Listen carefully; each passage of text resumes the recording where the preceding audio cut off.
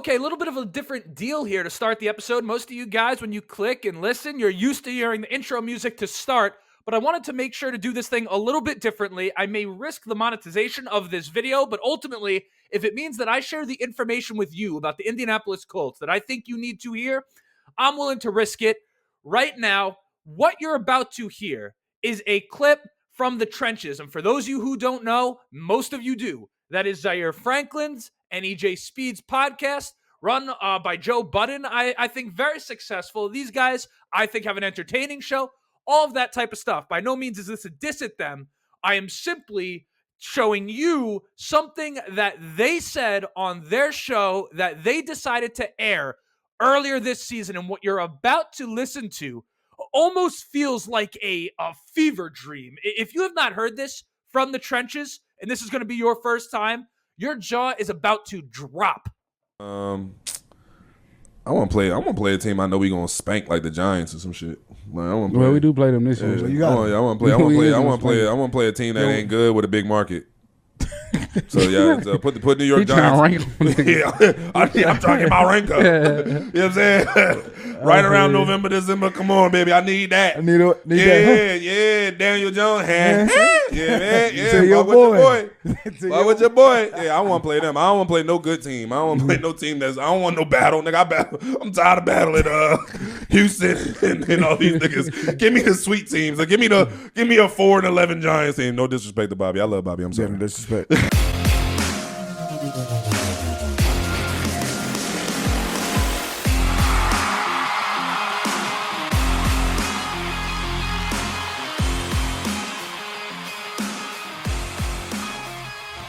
Man, now, how about that right there? I hate to do something like that. Like, when I first made this show, I always envisioned it as kind of a place for me to be able to lift up the players, right? Like, of course, you want to be, like, honest about the Indianapolis Colts, but you always hope that there's a way to do that without tearing down the players that play for the team. Because, after all, those are the guys that go out and sacrifice their body.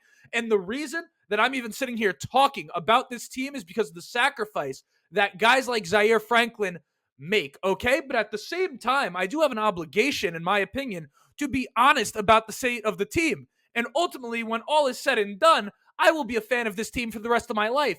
Zaire Franklin will not be a player on this team for the rest of his life. I am on the side of the Indianapolis Colts, no matter what.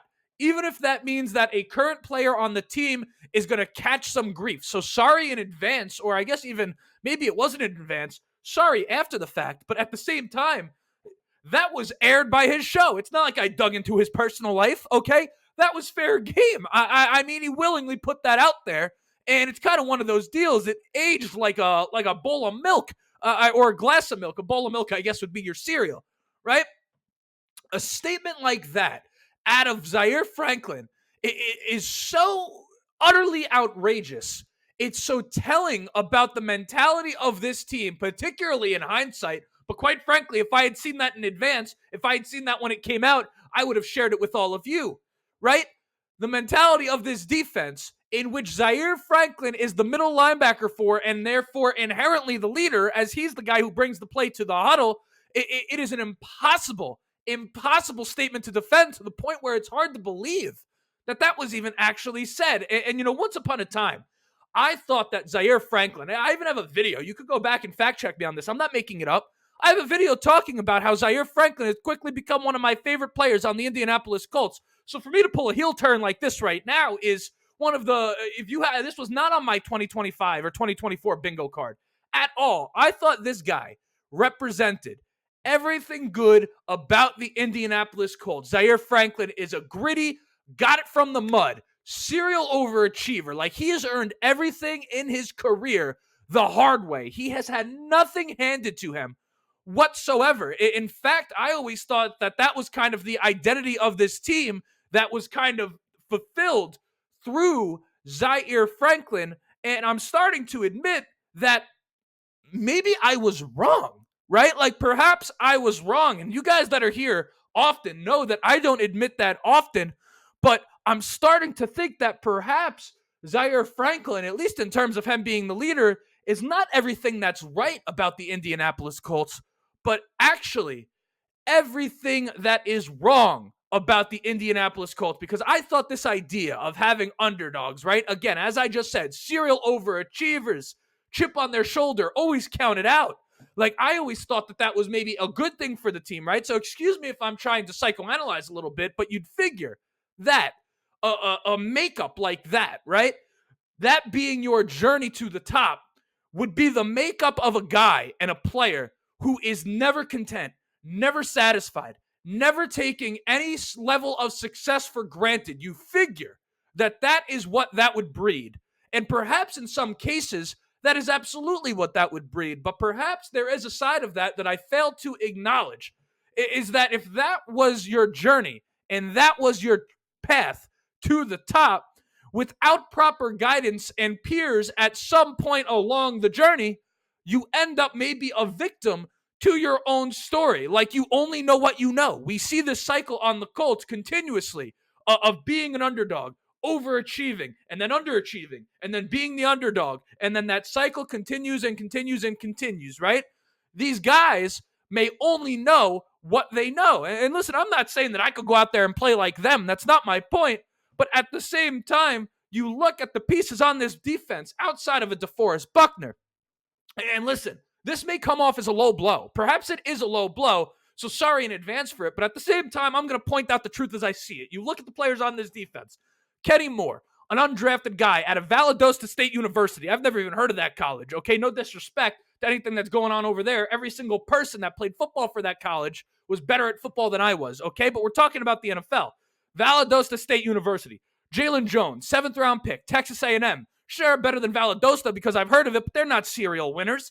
Zaire Franklin, who, again, I've always been a fan of. 7th-round pick, Syracuse. They ain't doing no winning. EJ Speed, 5th-round pick, Tarleton State. They don't win. Julian Blackman, 3rd-round pick, Utah, not winning. Nick Cross, Maryland, not winning. Grover Stewart, Albany State. Lord knows that Albany State ain't winning no damn football games. Juju Brents out of Kansas State, who hasn't even played, but was drafted to be a cornerstone piece of this defense.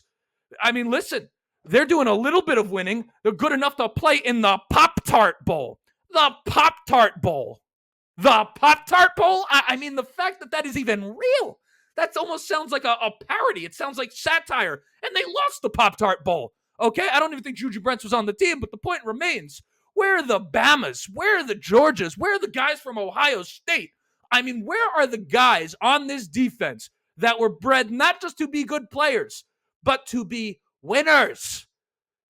Even a Gus Bradley, right? In a league of defensive coordinators and position coaches that have played in the NFL, that played in college, that intimately understand the grind in an NFL season from a player's perspective, or at minimum, have some sort of pedigree or grew up around high-level football. You have a guy in Gus Bradley who played football as long as I did, high school.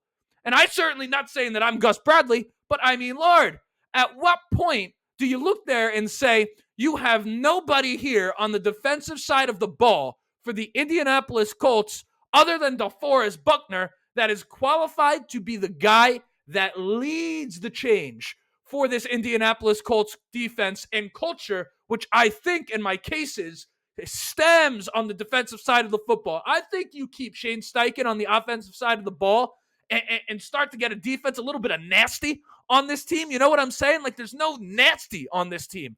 You get a little bit of that. I think over time, the offense could work itself out. I think maybe you have a quarterback that can't play in Anthony Richardson, which is a conversation for a different day. But I think you look, Shane Steichen is 1 year removed from at least being within the conversation of Coach of the Year. If they made the playoffs, they damn well would have won it, right? It really came down to kind of him and who even won it. I don't know, but him and D'Amico Ryans were two candidates for that award, right?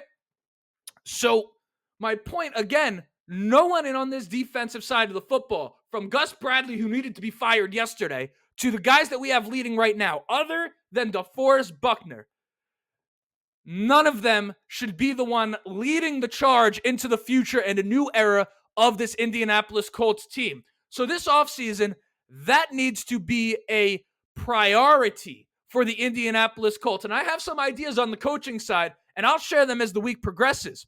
But right now, what I'm looking at is saying, We need someone to come in here and change the standard and the identity of this defense. It's not to say that the guys that we have cannot be damn good players on a winning football team. I think all the guys that I named at the top and kind of took a dig at their college and where they were drafted and all that stuff, I think they're all good players. I do. I think those are guys that could be pieces on a winning team. But again, can any of them lead this defense to turn around? I'm not convinced. So until the next time we talk about this defense, which will be at some time this week, that's just a little bit of something for you to chew on in the meantime. And I have defensive coordinator ideas. I have maybe potential player ideas that I haven't quite hashed out yet of guys that we could bring in this offseason if they become free agents. That's a complicated discussion too, right? Because the Colts right now, when you think about building a football team, logically you say, okay, if you're going to go into a full rebuild, you wouldn't want to bring in veterans. You wouldn't want to bring in guys who perhaps are on the backstage of their career. But at the same time, could there be some guys who are veterans that perhaps are not at the same point in their career as the Indianapolis Colts are in their trajectory as a franchise, right? You would have a guy late in his career that wants to join a winning team, and the Colts are not that.